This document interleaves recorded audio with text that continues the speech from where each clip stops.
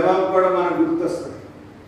నీ రాజ్యం ఎలాంటిది అని అంటే, నీ రాజ్యము ఈ లోక సంబంధమైన రాజ్యము. దేవుడు నీకు అధికారం ఇచ్చాడు, కానీ నా రాజ్యం వేరు, నీ రాజ్యం వేరు. నా రాజ్యంలో అందరికీ సమానమైనటువంటి అర్హతను కల్పించే రాజ్యం. సామాజిక విప్లవం కోసం చైతన్యవంతులుగా చేయడానికి, దేవుని యొక్క రక్షణ కార్యం ద్వారా స్థాపించడానికి. అందుకనే ధనవంతుడు లాజరు ఉపమానం చెప్పారనే ఒక నానుడి. ధనవంతుడు లాజరు ఎక్కడున్నాడు, ధనవంతుడు ఎక్కడున్నాడు?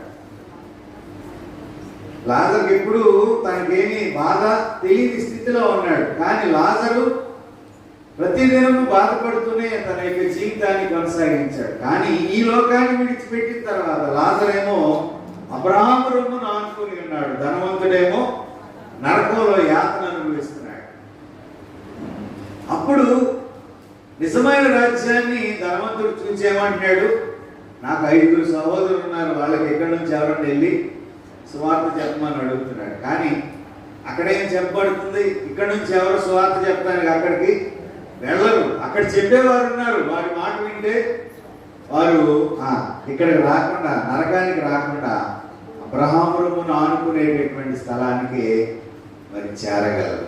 ప్రియమైన దేవుని బిడ్డలారా, ఈ ఉదయకాల సమయంలో మనము జ్ఞాపకం చేసుకుందాం.